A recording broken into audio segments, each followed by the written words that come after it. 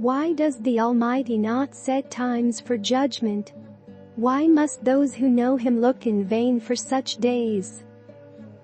There are those who move boundary stones, they pasture flocks they have stolen.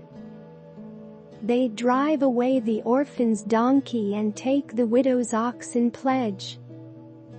They thrust the needy from the path and force all the poor of the land into hiding. Like wild donkeys in the desert, the poor go about their labor of foraging food. The wasteland provides food for their children. They gather fodder in the fields and glean in the vineyards of the wicked. Lacking clothes, they spend the night naked. They have nothing to cover themselves in the cold. They are drenched by mountain rains and hug the rocks for lack of shelter. The fatherless child is snatched from the breast. The infant of the poor is seized for a debt. Lacking clothes, they go about naked. They carry the sheaves, but still go hungry. They crush olives among the terraces. They tread the winepresses, yet suffer thirst. The groans of the dying rise from the city, and the souls of the wounded cry out for help. But God charges no one with wrongdoing. There are those who rebel against the light, who do not know its ways or stay in its paths. When daylight is gone, the murderer rises up, kills the poor and needy, and in the night steals forth like a thief. The eye of the adulterer watches for dusk. He thinks, "No eye will see me," and he keeps his face concealed.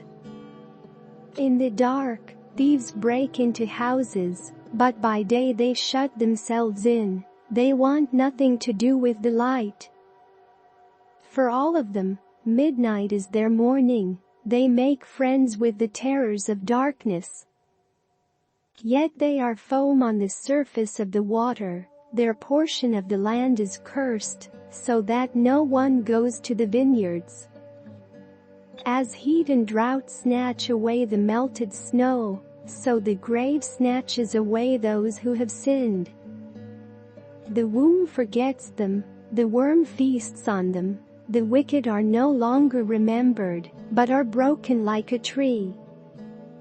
They prey on the barren and childless woman, and to the widow they show no kindness. But God drags away the mighty by his power. Though they become established, they have no assurance of life. He may let them rest in a feeling of security, but his eyes are on their ways.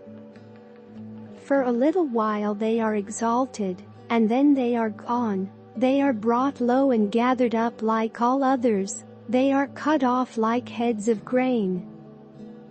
If this is not so, who can prove me false and reduce my words to nothing?